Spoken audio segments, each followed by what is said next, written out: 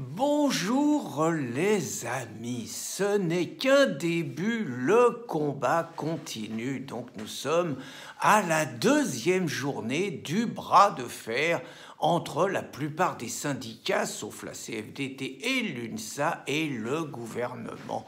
Et moi j'ai écouté ce matin les arguments de Jean-Michel Blanquer, j'avoue qu'il a tapé juste.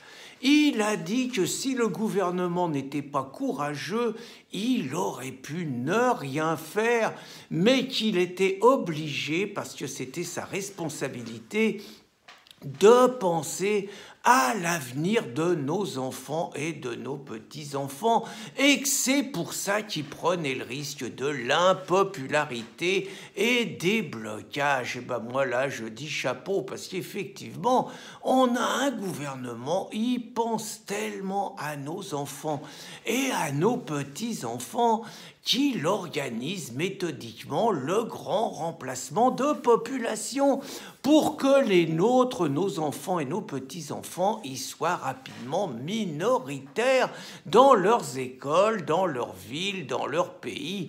Et d'ailleurs, de le voir, le mec qui s'occupe normalement du dossier des retraites, il a craché le morceau la semaine dernière.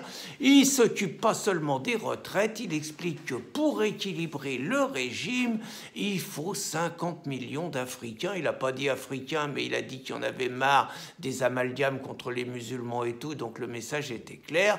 Il fallait donc 50 millions d'Africains. Donc ils pensent à nos retraites, ils pensent à notre avenir, et tellement ils nous aiment qu'ils veulent nous remplacer.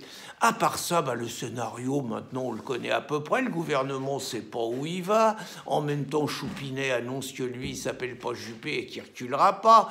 En même temps, donc la semaine prochaine, ils vont envoyer Édouard Philippe en première ligne mercredi. Édouard Philippe, il va dire évidemment qu'il a entendu le message des manifestants et qu'il en a tenu compte et il va faire des propositions. Tout le monde va dire qu'il se fout de la gueule du monde et qu'il n'a pas entendu la colère des manifestants. Tout le monde, sauf CFDT et UNSA, qui préparent une porte de sortie parce qu'eux, ils sont d'accord sur la réforme, mais pas tellement sur la manière dont elle se fait, alors que les autres, ils sont d'accord sur rien, ils veulent parler de rien. Bref, mercredi, après l'annonce du gouvernement, vous allez voir que ce n'est qu'un début, continuons le combat et va falloir continuer. Et on est parti pour un mois de décembre encore plus bordélique que l'année dernière. À part ça, je voulais vous faire un petit bêtisier, comme je le dis dans le titre, parce qu'il y en a quand même qui ont été excellents dans la journée d'hier, voire un petit peu dans cette matinée. Bon, d'abord, moi, ceux qui me bluffent, c'est les Black Blocs. Alors, qu'est-ce qu'ils sont bons, ces mecs-là! 700 mecs qui arrivent à s'embarquer dans une manif à Paris, qui arrivent à passer tous les barrages. Ils ont des marteaux, ils ont plein de trucs, ils ont déjà foutu le bordel avec les gilets jaunes. Ils sont jamais arrêtés, ils sont jamais interpellés avant, il n'y a jamais de perquisition chez les uns ou chez les autres. Ils sont malins, beaucoup plus malins que les identitaires. D'abord, les Black Blocs, ils sont tous masqués et tout, donc eux, on les voit pas. Ils cassent tout, alors que les identitaires, ils agissent à visage découvert. Ils cassent rien, ils restent dans la légalité. Eux, ils vont au tribunal et ils se prennent des peines de prison. Malins, les Black Blocs. Si j'étais plus jeune, je serais Black Bloc. Alors, il y en a un autre, qu'est-ce qu'il a été malin?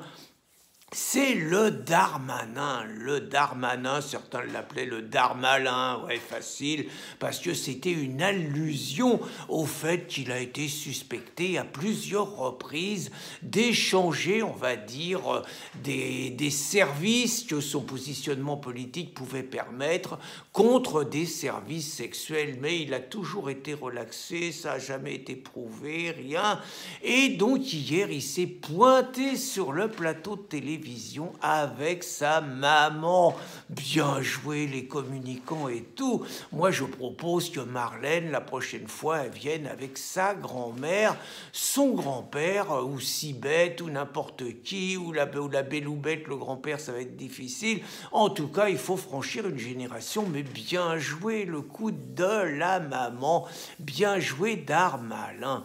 Alors les profs aussi, qu'est-ce qu'ils sont bons les profs. Alors eux, les profs, Ils disent qu'ils appellent à reconduire l'action parce qu'ils disent qu'ils sont menacés eux aussi, alors que Blanquer, il n'arrête pas de leur dire qu'ils n'ont rien à craindre, comme Castaner. Et puis les syndicats de profs, ils sont extraordinaires, ils disent qu'il faut plus de moyens dans l'éducation nationale. Alors c'est pas pour dire, mais l'éducation nationale, c'est là où les enseignants sont le moins payés, mais c'est aussi là où il y a le plus de personnel qui sont pas tous enseignants, qui sont un peu planqués dans les bureaux et qui sont pas confrontés aux conséquences de ce qu'ils demandent à ceux qui sont face aux élèves.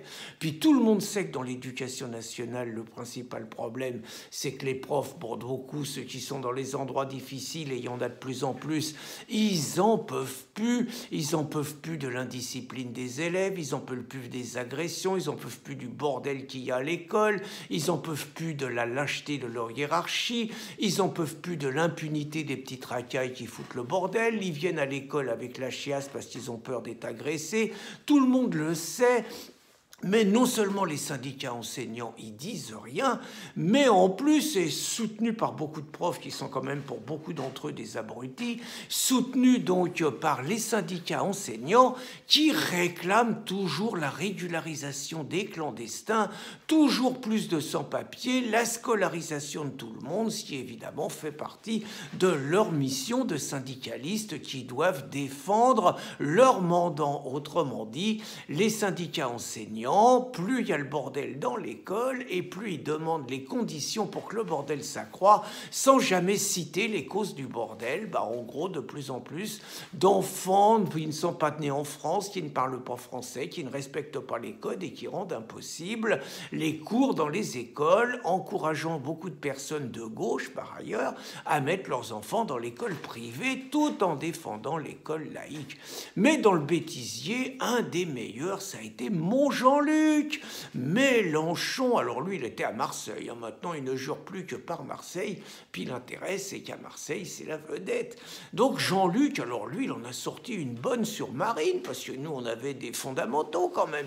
Chaque fois que Jean-Luc, il parlait de Marine, il parlait de fascistes, il parlait de nazis, il disait qu'il fallait pas les tolérer, que c'était la gangrène, qu'il fallait virer ça, qu'il fallait leur casser la gueule, qu'il fallait les dissoudre, qu'il fallait les empêcher d'exister, tout, que c'était la peste brune, etc. Là, Jean-Luc, je ne sais pas s'il a pris un coup de soleil à Marseille, parce qu'il fait 15 degrés de plus à Marseille, mais Jean-Luc, il a félicité Marine, parce que Marine, elle appelait à manifester. Elle appelait les siens à manifester, même si elle n'y a pas été. Elle n'a pas envie de se faire péter la gueule. Mais donc Marine, d'un seul coup, Jean-Luc, il a dit que c'était bien ce que disait Marine, qu'elle ne s'occupait plus des Arabes et des Noirs. Il aurait pu ajouter les PD et les Juifs pendant qu'on y était. Mais qu'elle s'occupait des travailleurs et que c'était un progrès, qu'il était d'accord pour accepter tous les manifestants du Rassemblement national dans les manifs. Alors on ne sait pas s'ils ont le droit d'avoir leur banderole Front National, comme il y a le Parti communiste, comme il y a Lutte ouvrière, comme il y a NPA, on ne sait pas, mais en tout cas Jean-Luc, il est si fine un mauvais coton, et là j'ai peur que Martinez et que les autres, plus personne n'y comprenne rien. Mais la meilleure de tous, alors là vraiment je l'adore, c'est Mélanie Luce. Je suis sûr que vous la connaissez pas, Luce, j'ai dit, Mélanie Luce. Donc c'est la présidente de l'UNEF, la première présidente de couleur de l'UNEF. Alors elle est bien nourrie, je pense qu'elle a 22 ans. Bon, mais bon, ça, c'est pas bien d'attaquer les gens là-dessus, je sais, c'est pas bien.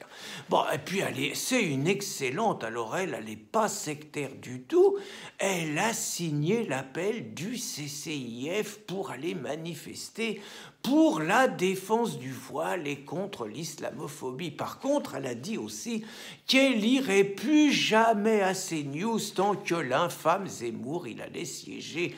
Et hier, elle a sorti la revendication qui va unifier tous les Français. Elle demande que les années d'études des étudiants soient comptabilisées dans le calcul de la retraite. Il y avait déjà le revenu universel de Benoît Hamon, vous bossiez jamais, vous étiez certain de passer à la caisse. Maintenant, il y a les étudiants à vie comme dans l'URSS des grandes années où vous êtes étudiant à vie, mais vous passez à la caisse quand même et vous allez à la retraite. Et moi, je vais déborder Mélanie Luce, je vais la déborder. Moi, je demande le rattrapage des cotisations depuis l'école maternelle et pour tout le monde avec effet rétroactif. Bonne journée les amis.